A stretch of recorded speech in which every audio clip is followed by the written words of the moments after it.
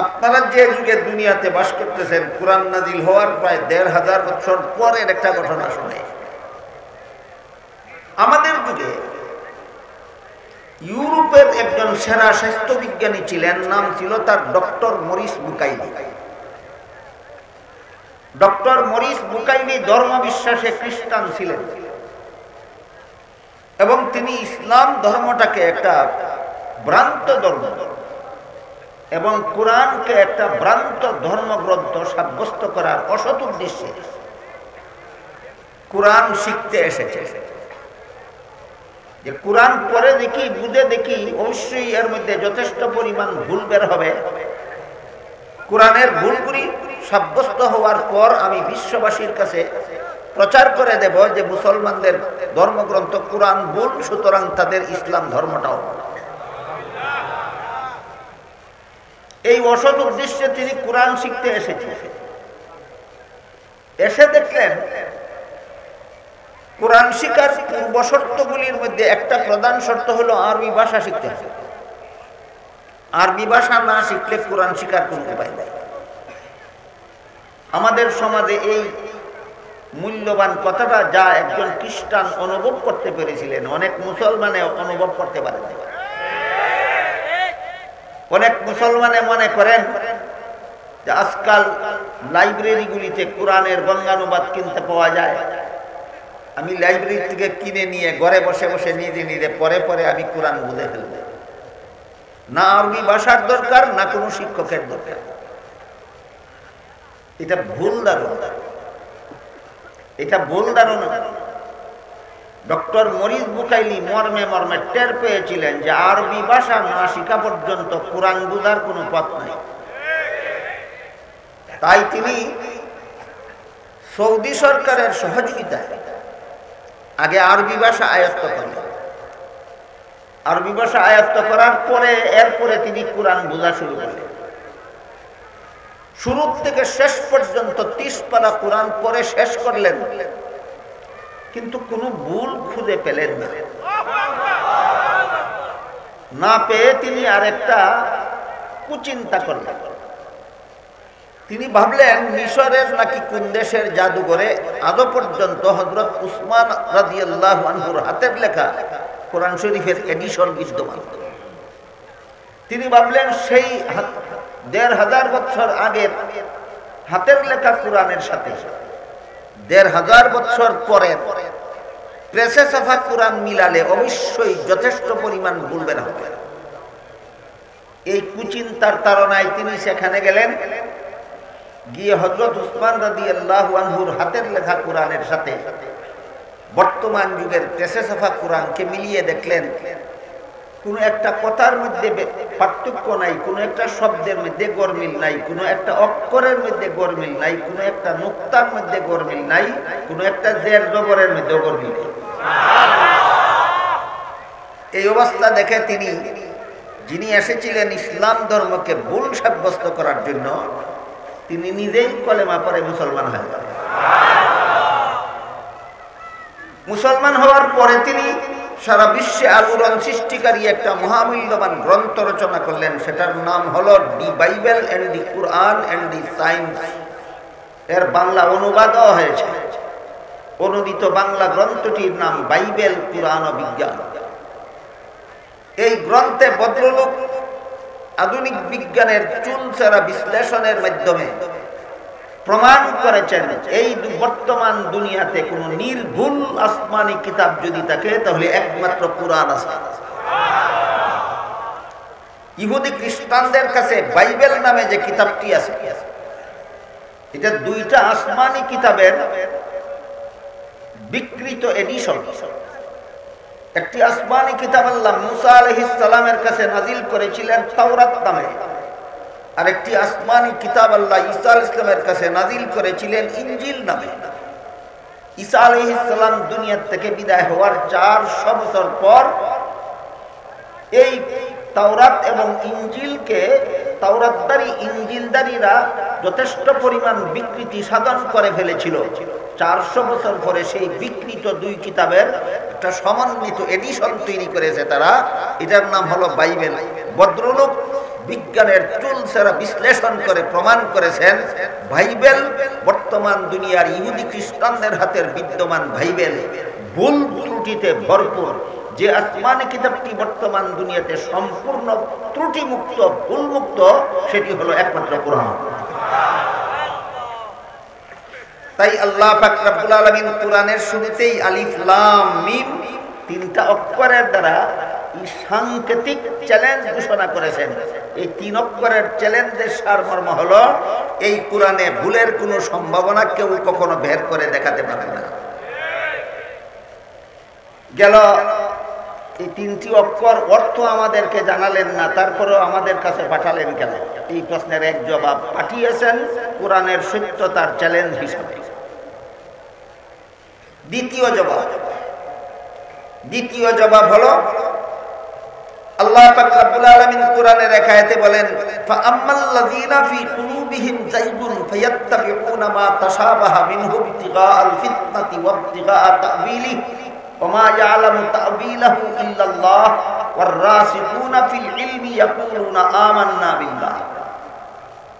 এর মর্ম হলো কোরআনের যেসব আয়াতের অর্থ জানানো হয়নি আল্লাহর পক্ষ থেকে বান্দাদের, ওই সব আয়াত পাঠানোর 2 নম্বর কারণ হলো তোমরা শুধু জানতে পারলে বিশ্বাস করো না জেনেও বিশ্বাস করো, এর পরীক্ষা করো। যারা বলবে যে আমি আলিফ লাম মিমের অর্থ না জানলে এটাকে আল্লাহর কালাম বিশ্বাস করব না, তাদের ঈমান গ্রহণযোগ্য হবে না। যারা বলবে আমি অর্থ জানি আর না জানি আমি বিশ্বাস করলাম এটা আল্লাহর কালাম, তাদের ঈমান গ্রহণযোগ্য হবে। সুতরাং তোমাদের ঈমানের সত্যতা পরীক্ষা করার জন্য আল্লাহ অর্থ জানাননি কিন্তু অক্ষরগুলি পাঠিয়ে দিয়েছেন। এটা হলো অর্থ সম্পর্কে অবগত না করেও অক্ষরগুলি পাঠালেন কেন, এই প্রশ্নের 2 নম্বর জবাব। প্রশ্নের 3 নম্বর জবাব হাদিস শরীফে রাসূল করিম সাল্লাল্লাহু আলাইহি ওয়াসাল্লাম বলেন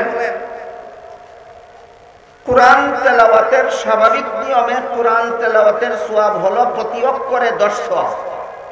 প্রতি অক্ষরে 10 সওয়াব। হাদিসটা বুঝাতে গিয়ে কথাটা বুঝাতে গিয়ে রাসূল করিম সাল্লাল্লাহু আলাইহি ওয়াসাল্লাম আলিফ লাম মিমের উদাহরণ দিয়েছেন। রাসূল বলেন লা আকুলু লাকুম আলিফ লাম মিম হারফুন বাল আলিফুন হারফুন ওয়া লামুন হারফুন ওয়া মিমুন হারফুন।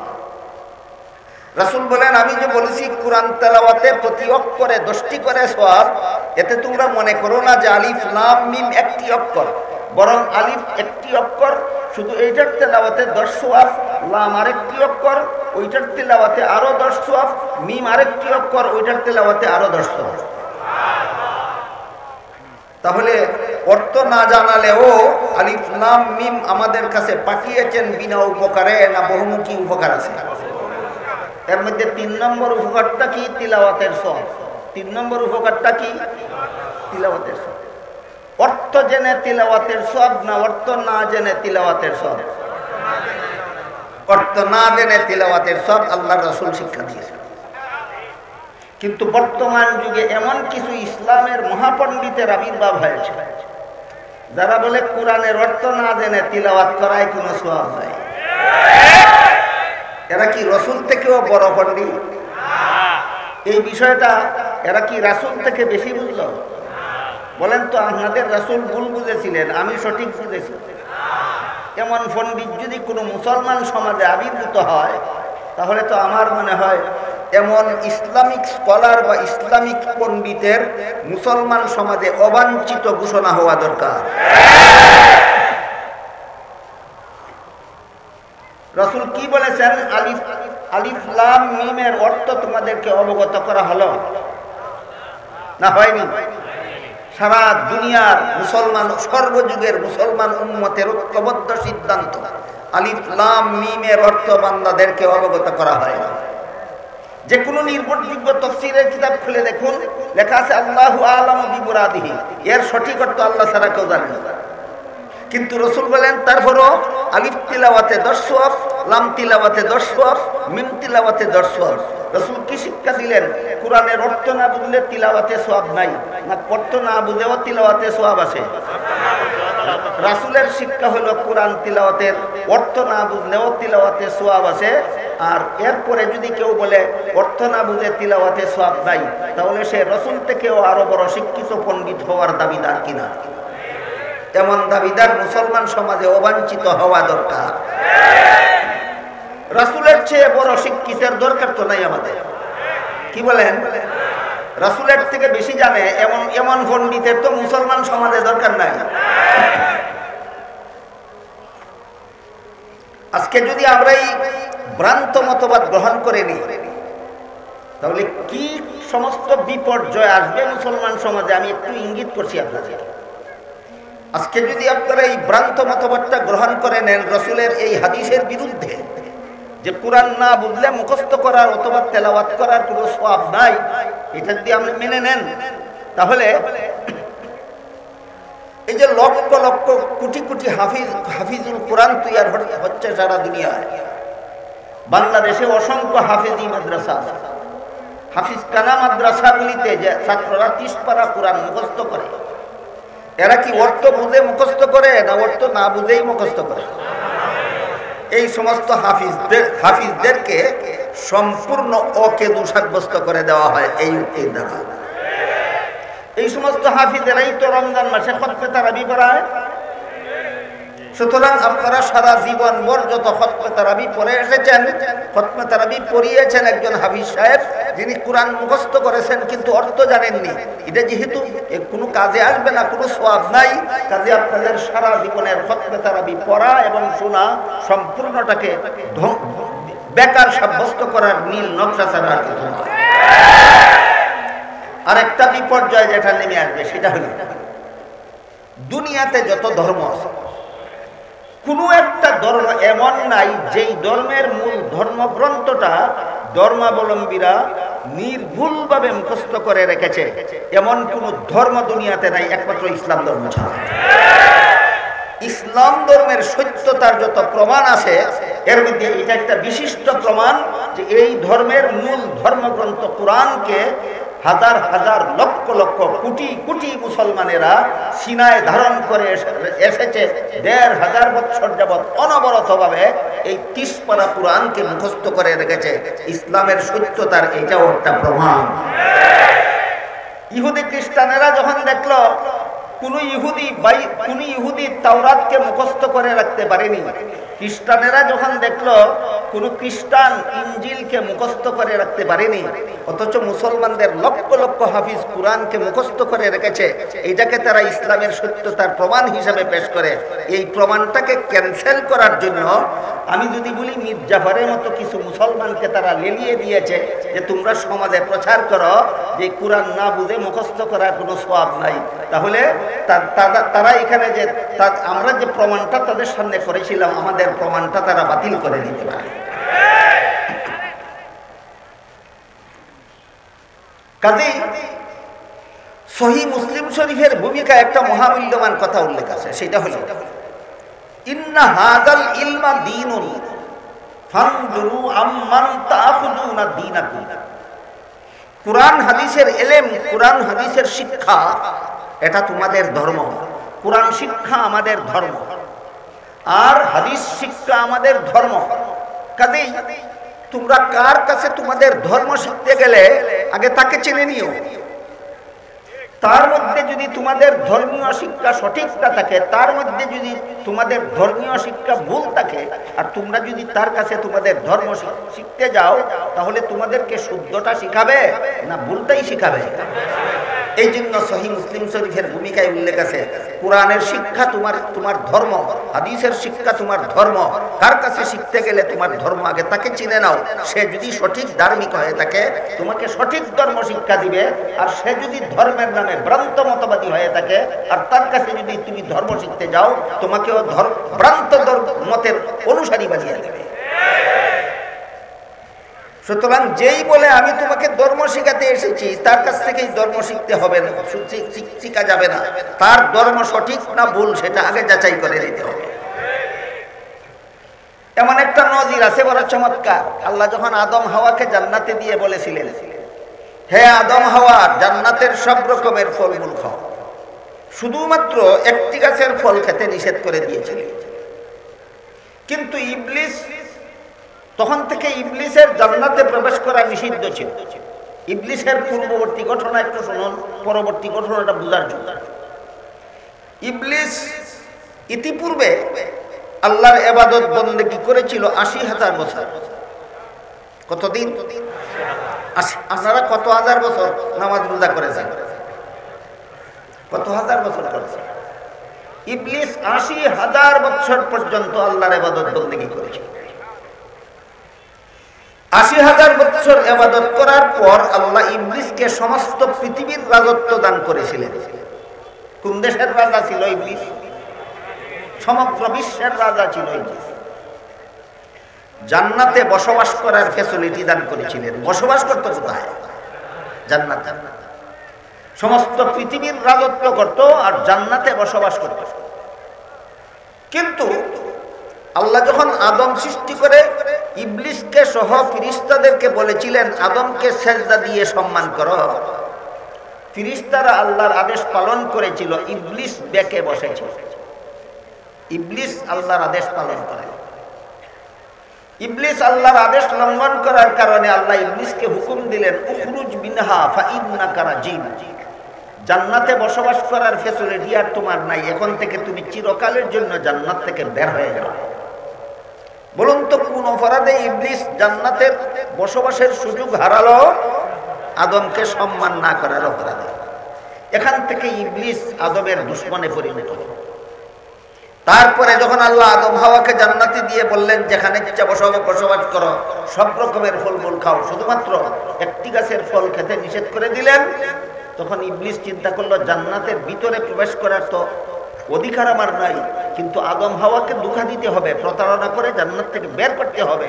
তাই ইবলিস জান্নাতে প্রবেশ করতে না পেরে জান্নাতের দরজার বাইরে দাঁড়িয়ে আদম হাওয়াকে ডেকে বলল। আল্লাহ সেই বিবরণ দিয়েছেন কোরআনে। আল্লাহ বলেন ইবলিস বলল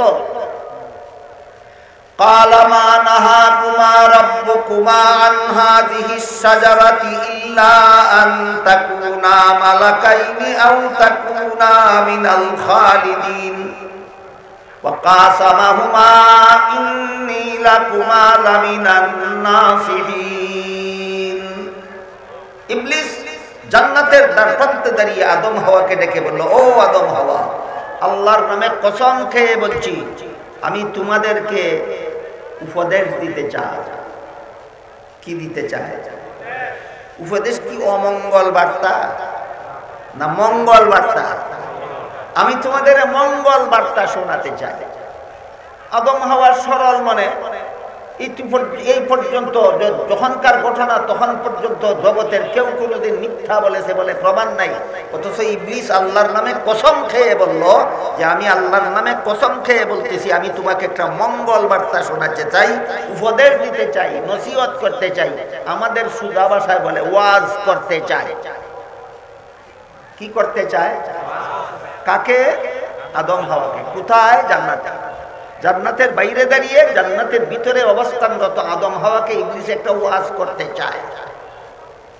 আদম হাওয়া সরল মানে বিশ্বাস করলেন সে ওয়াজ করবে তো ভালো কথা বলবে। কি বলতে চাও? বলে মা নাহাকুমা রাব্বুকুমা আন হাযিহিস শাজারাতি ইল্লা আন তাকুনা মালাকাইনি আও তাকুনা মিনাল খালিদিন। এর সারমর্ম হলো ইবলিস জান্নাতের বাইরে দাঁড়িয়ে জান্নাতের ভিতরে অবস্থানরত আদম হাওয়াকে বলল, হে আদম হাওয়া, আল্লাহ তোমাদেরকে একটি গাছ দেখিয়ে বলেছিলেন এই গাছের ফল খেও না, তার ধারে কাছেও যেও না। কতটি গাছ দেখিয়ে বলেছিলেন? একটি গাছ। আল্লাহ ঠিকই বলেছেন, তোমরা বুঝতে ভুল করেছ। আল্লাহ ভুল বলেছেন বললো না, আল্লাহ ঠিকই বলেছেন? আল্লাহ ঠিকই বলেছেন, তোমরা বুঝতে ভুল করেছ। কি ভুল? আল্লাহ একটি মাত্র গাছ দেখিয়ে বলেছেন এই গাছের ফল খাবে না, তোমরা বুঝে নিয়েছ এই জাতীয় কোনো গাছের ফল খাবে না, তোমাদের বুঝতে ভুল হয়েছে। আল্লাহ যেই গাছটি দেখিয়ে বলেছেন এই গাছের ফল খাবে না, এই গাছের ফল খেও না, এই জাতীয় অন্য গাছের ফল খাও, বিনিময়ে চিরস্থায়ী জান্নাতবাসী হয়ে যাও। কি বলল ইবলিস? যদি এই জাতীয় অন্য গাছের ফল খাও তাহলে তোমরা চিরস্থায়ী জান্নাতবাসী হয়ে যাবে, তোমাদেরকে আর কোনোদিন জান্নাত থেকে বের হতে হবে না। আদম হাওয়া ভাবলেন চমৎকার ওয়াজ, তো চমৎকার ওয়াজ কিনা। আল্লাহ একটি গাছ দেখিয়ে বলেছিলেন এই গাছের ফল খেও না, তোমরা বুঝে নিয়েছো এই জাতীয় কোনো গাছের ফল খেও না, বুঝতে ভুল করেছ। আল্লাহ যেই গাছটা দেখিয়ে বলেছেন সেই গাছের ফলটা খাও, এই জাতীয় অন্য গাছের ফল খাও, চিরস্থায়ী জান্নাতবাসী হয়ে যাও। আদম হাওয়া ভাবলেন চমৎকার ওয়াজ, তো তারা এই গাছের ফল না খেয়ে এই জাতীয় ভিন্ন গাছের ফল যেই খেলেন, আল্লাহ সাথে সাথে বলে দিলেন তোমরা ঠিকই বলেছিলে, এই ওয়াজ করনেওয়ালা তোমাদেরকে ভুল বুঝাইল। ওয়াজ করনেওয়ালা কি করলো? ভুল বুঝাইল। সারা দুনিয়ার মুসলমান সারা জীবনভর ঠিকই বুঝেছিল। রাসূল বলেছিলেন আলিফ লাম মিমের অর্থ না জানলেও তিলাওয়াতে সওয়াব আছে। আমাদের এখানে ওয়াজ করতে এসে বুঝিয়ে দিল অর্থ না বুঝলে তিলাওয়াত করার কোনো সওয়াব নাই। হুবহু ইবলিসের ওয়াজের সাথে মিলে গেল কিনা? আল্লাহ পাক রব্বুল আলামিন বলে দিলেন ও আদম হাওয়া তোমরা ঠিকই বুঝেছিলে, যেই লোকটা এসেছিল তোমাদেরকে ওয়াজ করার জন্য ওই লোকটা তোমাদেরকে ভুল বুঝাইল। সুতরাং এই ভুল বুঝাবুঝি করে আর এখানে থাকা যাবে না, জান্নাত থেকে বের হয়ে দুনিয়াতে যাও। ওয়াজের ফলাফল যা বলেছিল তাই হলো নাকি বিপরীত হলো? কেন? ওই যে মুসলিম শরীফের কথা, ইন্না হাযাল ইলমা দীনুন ফানজুরু আম্মান তাখুযুনা দীনাকুম, কুরআন হাদিসের ইলম তোমাদের দিন, কার কাছে দিন শিখতে গেছো আগে তাকে চিনে নিও। কার কাছে দিন শিখতে গেছো আগে তাকে চিনে নিও। এই পর্যন্ত কিছু কথাবার্তা আপনাদেরকে শোনালাম শুধু আলিফ লাম মিম প্রসঙ্গে। আর কয়েক মিনিট ধৈর্য ধরে বসবেন, যদি বলেন তাহলে যালিকাল কিতাবু লা রাইবা ফীহ প্রসঙ্গে আর কিছু কথা বলি। আল্লাহ পাক রব্বুল আলামিন কোরআনের শুরুতেই বলেন আলিফ লাম মিম যালিকাল কিতাবু লা রাইবা ফীহি হুদাল লিল মুত্তাকিন। এই আলিফ লাম মিম অর্থহীন তিনটি অক্ষর না বিশেষ অর্থ বিশিষ্ট? অর্থহীন, অর্থহীন নয়। যেই লোকটা তার নামের শুরুতে এটিএম ব্যবহার করে, এই এটিএম অর্থহীন নয়। যে সাংবাদিকরা তাদের সাংবাদিকতার প্রতিষ্ঠানকে বিবিসি বলে, এই বিবিসি অর্থহীন নয়। ঠিক তেমনি ভাবে আল্লাহ পাক রব্বুল আলামিন তার কালামের মধ্যে যে আলিফ লাম মিম ব্যবহার করেছেন, এই আলিফ লাম মিম অর্থহীন নয়। তবে দুনিয়ার জীবনে অর্থ জানা মানুষের জন্য মঙ্গলজনক নয়, এই জন্য দুনিয়াতে জানানো হয়নি। আখিরাতের জীবনে মঙ্গলজনক, এই জন্য আখিরাতে জানানো হবে। তাহলে পাঠালেন কেন? অনেক উপকারিতা আছে। এক নম্বর উপকারিতা, এই আলিফ লাম মিম কোরআনের সত্যতার একটা প্রমাণ। দুই নম্বর উপকারিতা, তুমি অর্থ জানলে ঈমান আনো, না অর্থ না বুঝলেও ঈমান আনো, তোমার ঈমান পরীক্ষা হবে।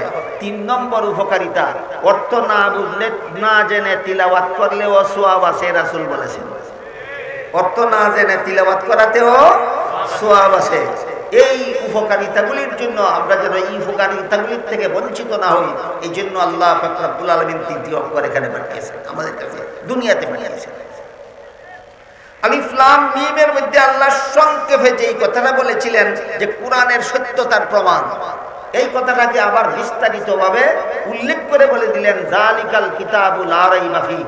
এই কোরআন যে আল্লাহর নাজিলকৃত কালাম, এই কোরআন যে মুহাম্মদুর রাসূলুল্লাহর মন গড়া রচিত নয়, এতে কোনো সন্দেহ নাই। কোরআন নাজিলকালে যারা সন্দেহ করেছিল তারাও সন্দেহ প্রমাণ করতে পারেনি। ডক্টর মরিস বুকাইলি সন্দেহ উত্থাপন করার অপচেষ্টায় মেতেছিল, সন্দেহ প্রমাণ করতে পারেনি। এরপরে যদি কেউ কোরআনের কোনো ব্যাপারে সন্দেহ পোষণ করে তাহলে সেটা অমূলক ভিত্তিহীন সন্দেহ হবে। কেমন সন্দেহ হবে? ভিত্তিহীন। কোরআনে কোনো সন্দেহের কোনো অবকাশ নাই। কেউ যদি কোরআনের কোনো কথার মধ্যে সন্দেহ পোষণ করে সেটা হবে ভিত্তিহীন। এমন একটা ভিত্তিহীন সন্দেহের উদাহরণ আপনাদের শোনাতে চাই। আল্লাহ পবিত্র কোরআনের সূরা নিসা এর 11 নম্বর আয়াতে বলেছেন ওয়ালিযাকারি মিসলু হাযিল উনসায়াইন। পিতামাতার মৃত পিতামাতার ত্যায্য সম্পদে ছেলে পাবে 2 অংশ, মেয়ে পাবে 1 অংশ। মা বাবা মারা গেলে মা বাবার সম্পত্তিতে ছেলে ভাই কত অংশ, মেয়ে পায় কত অংশ? এক অংশ। এই বিধানটা আল্লাহ কোরআনের কোন সূরার কত নম্বর আয়াতে বলেছেন? সূরা নিসার 11 নম্বর আয়াত। এর উপর যথেষ্ট পরিমাণ সন্দেহের বান, তীর, কামান নিক্ষেপ করা হয়েছে বাংলাদেশের তথাকথিত একদল মুসলমানের পক্ষ থেকে। তসলিমা নাসরিন তো সরাসরি বলে দিয়েছিল এই কোরআন ভুল। ভুল যদি না হইতো তাহলে ছেলে যেই মা বাবার সন্তান, মেয়েও সেই মা বাবার সন্তান হওয়া সত্ত্বেও ছেলেকে 2 অংশ মেয়েকে 1 অংশ দেওয়ার কোনো মানে হয় না। তাহলে ছেলেকে 2 অংশ দিয়ে মেয়েকে 1 অংশ দেওয়ার একমাত্র মানে হয় এটা যে কোরআন নারীদের সাথে অবিচার করেছে। এই অবিচারী কোরআন কোনদিন আল্লাহর নাজিল করা কালাম হতে পারে না। এটা ভুল মন গড়া রচিত কোরআন। এই যুগের মোল্লারা যদি কোরআন সংশোধন করতে পারে তাহলে কোরআনের কথা বলুক, আর এই ভুল কোরআন যদি সংশোধন করতে না পারে তাহলে এই কোরআনের কথা বলা বন্ধ করুক। এটা হলো তসলিমার ভাষা। তসলিমার সরাসরি কোরআনকে ভুল বলার কারণে বাংলাদেশের 16 কোটি মুসলমান একসাথে গর্জে উঠেছে, যে কারণে তসলিমার পায়ের নিচে বাংলাদেশের 1 ইঞ্চি মাটিও রইল না। রাতের অন্ধকারে পালিয়ে সুইডেন চলে গেল। তসলিমা সুইডেন চলে যাওয়ার পরে বাংলাদেশে একটা সংসদ নির্বাচন হয়েছিল। সেই সংসদ নির্বাচনে একজন মহিলা সংসদ সদস্য নির্বাচিত হয়েছিলেন, নাম ছিল তার ফরিদা রহমান। ফরিদা রহমান তসলিমা বাংলাদেশ থেকে পালিয়ে যাওয়ার পরবর্তী সংসদ নির্বাচনে ফরিদা রহমান বাংলাদেশের একজন সংসদ সদস্য নির্বাচিত হয়েছিলেন। এখানে হয়তো কোনো স্কুল কলেজের ছাত্র থাকতেও পারে। আমি যে ফরিদা রহমানকে একটা মহিলা বলা সত্ত্বেও সংসদ সদস্য বলেছি এবং নির্বাচিত বলেছি, এগুলি তো পুরুষ লিঙ্গবোধক শব্দ। স্কুলের ছাত্রদের মানে অবশ্যই প্রশ্ন রাখতে পারে যে হুজুরে লোকটাকে মহিলা বলল, আবার সদস্যা না বলে সদস্য বলল, নির্বাচিতা না বলে নির্বাচিত বলল, হুজুর তো ব্যাকরণ বুঝে না। হ্যাঁ, আমি ব্যাকরণ না বুঝতে পারি, এই আমার ভুল আমি স্বীকার করে নিতে পারি। কিন্তু আপনারা যারা আওয়ামী লীগ করেন, আপনারা যখন শেখ হাসিনাকে সরকার দলীয় নেতা বলেন, আর যারা বিএনপি করেন তারা যখন খালেদা জিয়াকে বিরোধী দলীয় নেতা বলেন, তখন আপনাদের স্ত্রীলিঙ্গ আর পুরুষ লিঙ্গ যায় কোথায়? আপনাদের লিঙ্গ ঠিক করুন, আমার লিঙ্গ ঠিক করে নেই। এবার মূল কথার দিকে যায়। তসলিমা বাংলাদেশ থেকে পালিয়ে যাওয়ার পর বাংলাদেশে যে সংসদ নির্বাচন হলো, সেই নির্বাচনে একজন ফরিদা রহমান নামের একজন মহিলা সংসদ সদস্য নির্বাচিত হলো। নির্বাচিত হয়ে ঘোষণা দিল পত্রিকায় যে আমি তসলিমার মতো কোরআনকে ভুল বলি না, তবে কোরআন বলে ছেলে ভাবে 2 অংশ, মেয়ে ভাবে 1 অংশ। আমরা দেওয়ার বেলায় সমানই দিব, দেওয়ার বেলায় সমানই দেব, কারণ ছেলে মেয়ে উভয় একই মা বাবার সন্তান। এছাড়া যদিও আল্লাহ সূরা নিসার 11 নম্বর আয়াতে বলেছেন ছেলে ভাবে 2 অংশ, মেয়ে ভাবে 1 অংশ, সমান দিলে গুনাহ হবে, এমন কথা আল্লাহ কোরআনের কোথাও বলেননি। আমি 30 পারা কোরআন পড়ে দেখেছি, সমান দিলে গুনাহ হবে বলে আল্লাহ বলেননি। কাজে আমরা সাম্যবাদী, আমরা সমান অধিকার প্রতিষ্ঠা করি। ফরিদার কোনো আপত্তি নাই কোরআনের বিরুদ্ধে। তসলিমা ছিল ডাইরেক্ট বেঈমান, আর ফরিদা হলো ইনডাইরেক্ট বেঈমান, দুটোটাই বেঈমান। এই জন্য এই সমস্ত বিভ্রান্তিতে পড়ে যান। তাহলে কোরআনে আল্লাহ কোন যুক্তিতে কথাটা বললেন? সত্যই আল্লাহর কথা না এগুলি মুল্লাদের কথা? এরকম সন্দেহ সমাজের অনেক শিক্ষিত পণ্ডিত মুসলমানদের অন্তরেও জাগে যে ছেলে ভাবে 2 অংশ, মেয়ে ভাবে 1 অংশ। সত্যই কি আল্লাহ কথাটা কোরআনে বলেছেন না এগুলি মুল্লাদের মন গড়া অপব্যাখ্যা? যদি আল্লাহ বলে থাকেন তাহলে তো এটা অযৌক্তিক, তাহলে তো তসলিমার কথাই ঠিক, ফরিদা রহমানের কথাই ঠিক। এইরকম সন্দেহ আমাদের দেশের অনেক শিক্ষিত মুসলমানদের অন্তরে জাগে। এই সমস্ত শিক্ষিত মুসলমানদের ঈমানকে ধ্বংসের হাত থেকে রক্ষা করার জন্য আল্লাহ বলেছেন লা রাইবা ফি যালিকাল কিতাবু লা রাইবা ফি, এই কোরআনে সন্দেহ করার কিছু নাই। মনে আছে কথা? যালিকাল কিতাবু লা রাইবা ফীহি, এই কোরআনে সন্দেহ করার কিছু নাই। কারণ এত সত্ত্বেও যাদের মনে এদের এই সমস্ত বেঈমানদের কথায় সন্দেহ জেগেছে, এদের সন্দেহের নিরসনের জন্য আমি আরো কয়েক মিনিট দুই একটা কথা বলবো। এর আগে বলতে চাই, আমাদের সমাজের সাধারণ মুসলমানদের ঈমান হলো এমন, এরা বলে আমরা কোরআন না বুঝতে পারি, আমরা দলিল প্রমাণ না বুঝতে পারি, আমরা জ্ঞান বিজ্ঞান না বুঝতে পারি, কিন্তু আমরা একটা কথা জানি যে আল্লাহ যা বলে ঠিকই বলে। এই কথাটা কার? শিক্ষিত পণ্ডিতদের না সাধারণ মুসলমানদের? এর চেয়ে বড় নির্ভেজাল ঈমান আর হয় না। সবচেয়ে বড় নির্ভেজাল ঈমান এটা। আমি কোরআন বুঝি আর না বুঝি, আমি জ্ঞান বিজ্ঞান বুঝি আর না বুঝি, আমি দলিল প্রমাণ বুঝি আর না বুঝি, আমি একটা কথা বুঝি, আল্লাহ যা বলেছে ঠিকই বলেছে। আমার মনে হয় সাধারণ মুসলমানের মধ্যে এর ব্যতিক্রম কেউ নাই। কিন্তু তসলিমার মতো আর ফরিদার মতো বড় বড় পণ্ডিতের দল বলতে চায় যে কোরআনের এই কথা যুক্তিসঙ্গত নয়। এতে অনেক শিক্ষিত মুসলমানদের অন্তরে সন্দেহের সৃষ্টি হয়, অথচ আল্লাহ শুরুতেই বলেছে এখানে সন্দেহ করার কিছু নাই। যে সন্দেহ করার কিছু না থাকলে এইরকম সন্দেহমূলক কথা কেন বললেন আল্লাহ? ছেলে ভাবে দুই অংশ, মেয়ে ভাবে এক অংশ কেন? এবার এই প্রশ্নের জবাবটা বোঝার চেষ্টা করি। ইসলামের বিধানে ছেলের জীবনে খরচের খাত আছে তিনটা। সাবালক হওয়ার পর থেকে নিজের লালন পালন, বিয়ে করার পর থেকে স্ত্রীর লালন পালন, আর সন্তানাদি জন্ম হওয়ার পর থেকে সন্তানাদি লালন পালন। বুঝে থাকতে বলুন, ইসলামের বিধানে ছেলের জীবনে খরচের খাত আছে কটা? অংশ পাইছে দুইটা, খাত খরচ আছে তিনটা, অংশ পাইছে। স্মরণ রাখুন। এবার মেয়ের বেলায় যান। ইসলামের বিধানে কোনো মা বাবার ঘরে যদি মেয়ে সন্তান জন্ম হয়, তাহলে বিয়ের আগ পর্যন্ত লালন পালনের দায়িত্ব বাবার, বিয়ের পর থেকে মরণ পর্যন্ত লালন পালনের দায়িত্ব স্বামীর। মেয়ের নিজের লালন পালনের দায়িত্ব নাই, স্বামী ফেলার দায়িত্ব নাই, সন্তান ফেলার দায়িত্ব নাই। মানে হলো মেয়ের জীবনে খরচের কোনো খাতই নেই।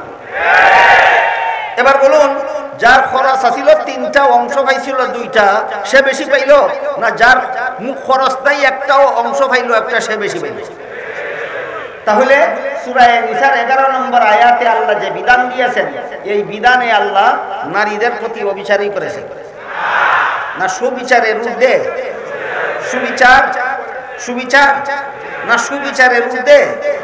সুবিচারের ঊর্ধ্বে। যার খরচ আছে তিনটা, তারে যদি অংশ দিতেন তিনটা, যার খরচ নাই একটাও, তারে যদি অংশ দিতেন না একটাও, তখন সুবিচার হইতো। কি হইতো? সুবিচার হইতো। অথচ আল্লাহ যার খরচ আছে তিনটা, তারে অংশ দিয়েছেন দুইটা, আর যার খরচ নাই একটাও, তাকেও অংশ দিয়েছেন একটা। সুবিচার নয়, সুবিচারের অনেক ঊর্ধ্বে। একটু বুঝতে পারলেন কোরআনে কোনো সন্দেহ করার কিছু আছে? তাই আল্লাহ শুরুতে কি বলেছেন? যালিকাল কিতাবু লা রাইবা ফীহি, এই কোরআনে সন্দেহ করার কিছু নাই। এবার শুনুন, ফরিদা যে বলেছিল সমান দিলে গুনাহ হবে, এমন কথা আল্লাহ কোরআনের কোন আয়াতে বলেননি। আমি সবটুকু কোরআন পড়ে দেখেছি।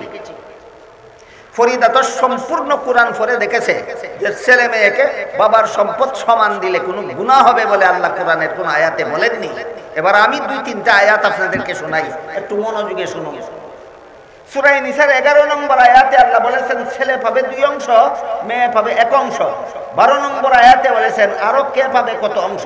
13 নম্বর আয়াতে বলেছেন এইগুলি আল্লাহর বিধান। 14 নম্বর আয়াতে বলেছেন এইগুলি যারা মানবে না চিরকালের জন্য জাহান্নামে যাবে, যেহেতু কোনো গুনাহ হবে না। এই জন্য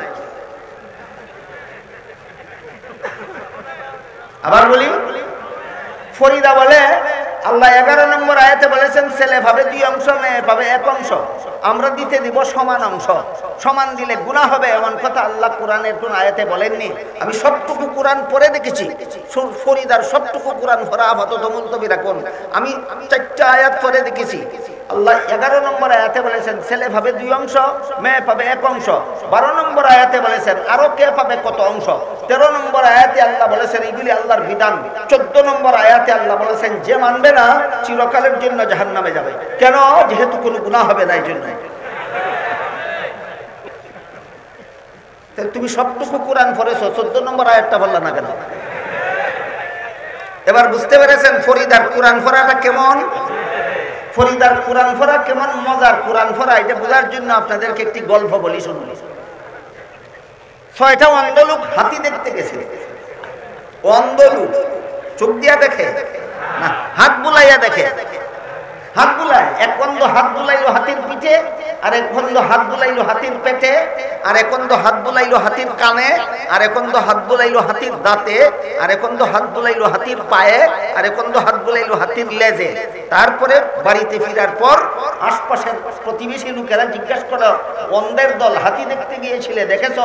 বলে ইচ্ছা মতো দেখেছি। লোকেরা জিজ্ঞাসা করে হাতি কেমন দেখলে?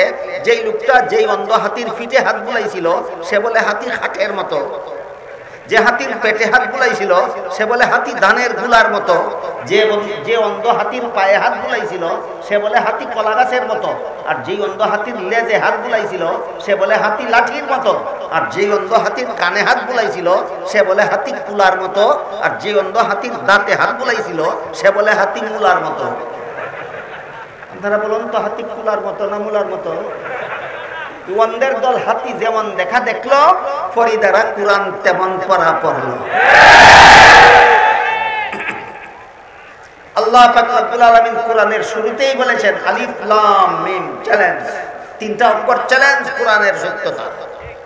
তারপরে পরিষ্কার ভাষায় বলেন জালিকাল কিতাবু লা রাইবা ফি, এইটা যে আল্লাহর নাযিল করা কালাম চূড়ান্ত যুক্তিসঙ্গত, চূড়ান্ত বিজ্ঞান সম্মত, এতে বিন্দু মাত্র সন্দেহ না। এই পর্যন্ত যেটুকু আলোচনা হলো, কি বুঝলেন আপনারা?